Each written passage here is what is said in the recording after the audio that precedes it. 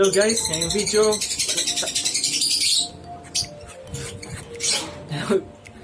okay, sasagot muna tayo ng tanong ng mga iba nating kaibigan. So yung unang tanong about sa formula ng Hanfid. Sabi niya kung ano daw yung ginagamit kong formula. So ito, sakto formula ang ginagamit ko. Tapos ang paggamit nito, syempre dito, ito kasi yung ginagamit ko, ceramic. Tapos konting tubig na ganyan lang. Ayan. Ganyan lang konti. Tapos ang ginagamit kong paano rito, wait lang. Ito. Yan. 1/2 tablespoon to. So isang ganito, sakto na sa isang inakay. Depende kung ilang inakay yung papakainin nyo. Ito. Mainit na tubig yung yung tubig nito. Tapos kung mainit pa siya, maya-maya mo na pakainin. Tapos kung medyo maligamgam, okay na to. Pwede na 'yon. So, ayun yung yung paggamit ko dito sa sakto formula.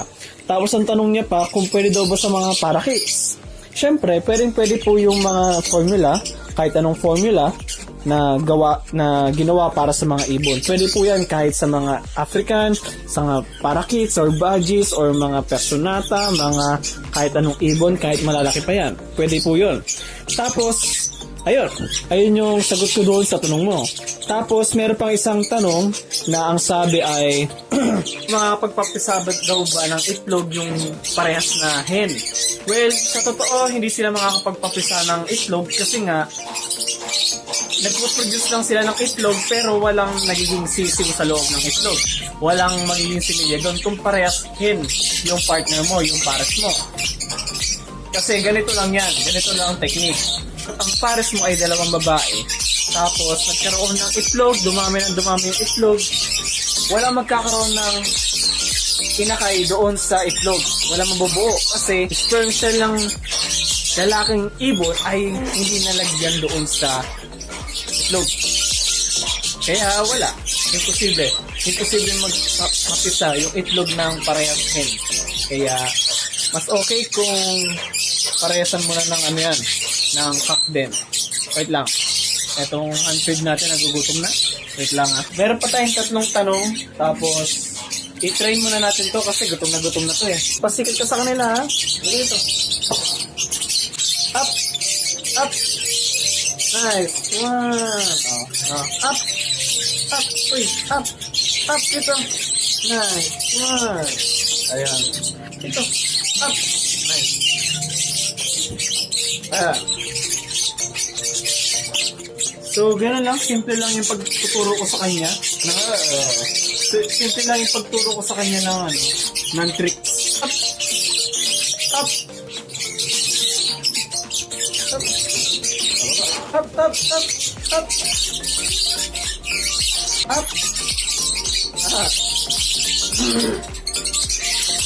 Gusto mo yan? Oat growth? Kumakain ka na rin ng oat growth ha? Up dito! Yan! Kailangan nagagalit pa ako. Uy, makinig ka. Papakita ang gilas tayo dali. Up dito. Dito. Uy, dito. Dito. Dito. Up. Nice. Okay yan. So, ayun.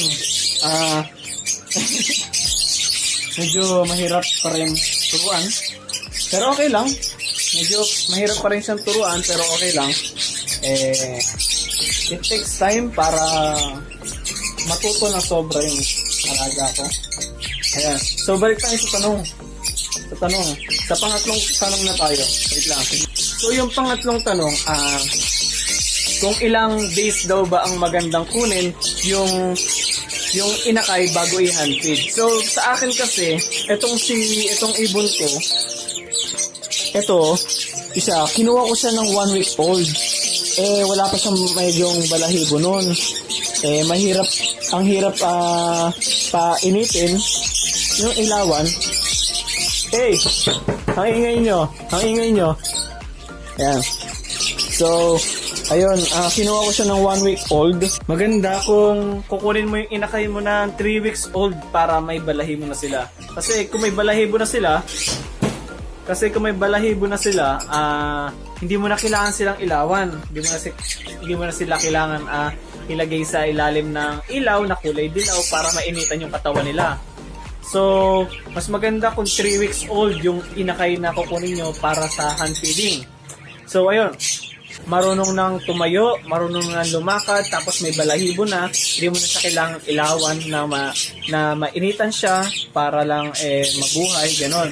So, ayun ang advice ko sa inyo. 3 weeks old, okay na yun. Tapos, next question tayo. Okay, yung tanong naman niya, yung sunod, ay pang-apat na tanong. Ang tanong niya kasi kung gaano daw kadami ako nagbibigay ng seeds sa mga alaga ko. Bali, ito, di ba? Lagayan ng pagkain nila. So, dito, meron akong takalan. Ito yung takalan ko. Ayan. 1 tablespoon, 15 ml. So, ito yung laki niya. So, bali kapag kukuha kayo kasing ganyan, ayan na. Ito nakadami. Ayan. Okay na to buong araw. Pag breeder nyo buong araw na to, okay na to. Wag nyo na sila bibigyan ng panibago. So, ayun, isang ganyan, o kaya isang ganito, isang oat growth, 1 tablespoon or 1 tablespoon ng African mixed seed or tablespoon ng bird seed lang tapos canary seed. Ayun. Bali, ito ang ginagamit ko. Ganyan lang sila kadami. Pero kung ang ibon nyo, ang alaga nyo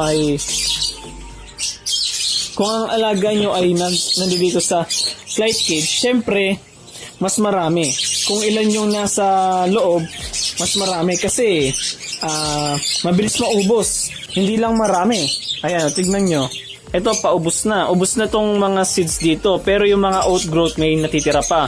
Bali, kaya may oat growth akong binibigay para sa protein nila, sa mga fats din. Kasi tignan nyo, panailipad-lipad sila dito, nakakapag-exercise sila, kaya okay lang na na bigyan ko sila ng madaming pagkain kasi nakakapag-exercise sila oras-oras, minuto. Bali, nakakapagpalipad sila palagi. Ayun, papakain, Ayan, papakain siya.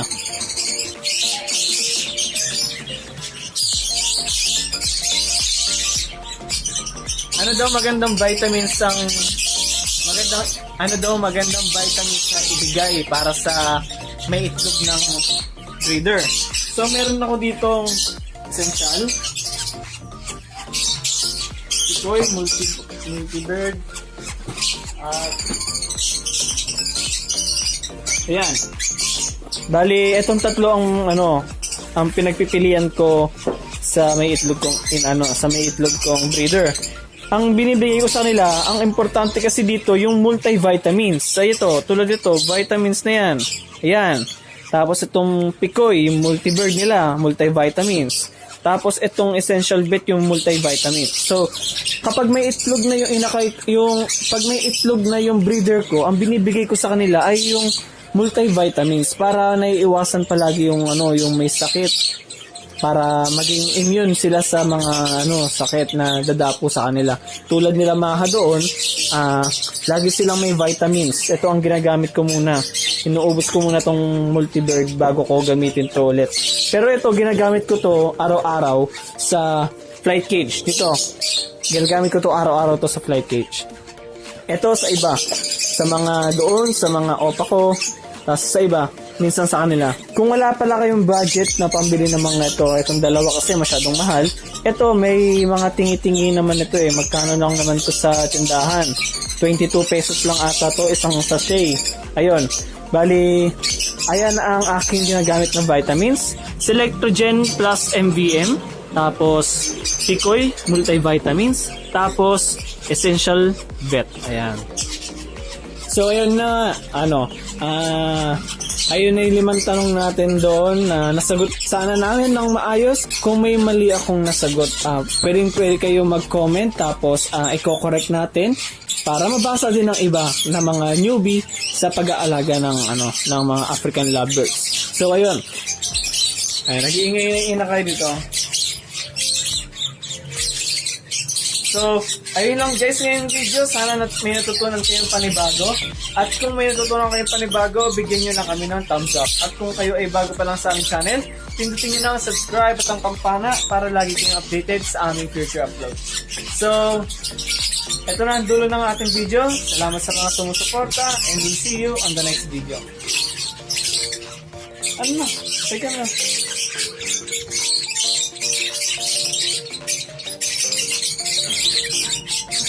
Yan. Kakain ka? Sumain. Train pa tayo. Marami pa tayong oras. May 30 minutes pa tayo.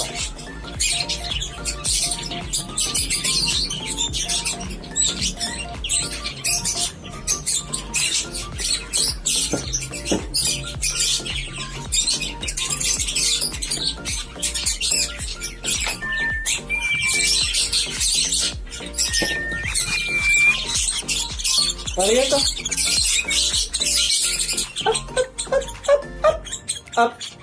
Up dito. Up. Up dito. Uy. Up dito. Dito muna tayo. Madali. Up.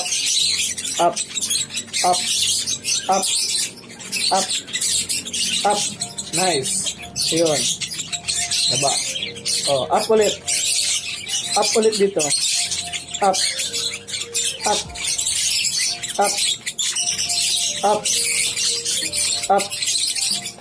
Nice. Good job. Up. Uy. Tumoded mo yun dito. Up. Ito ba? Up. Dito. Up. Ba't kita binigyan? Up.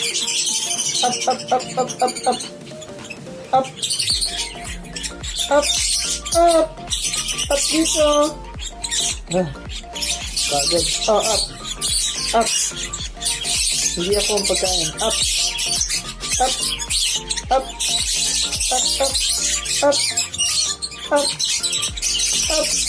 Nice. Ayan, baba. Up.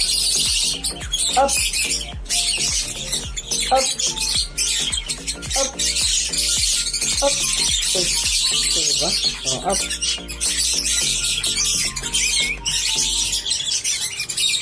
Dito. Up dito. Dito sa ulo mo. Ay mo. Up. Ito pa. Uy.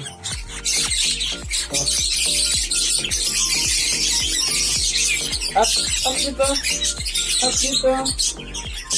dito. Up.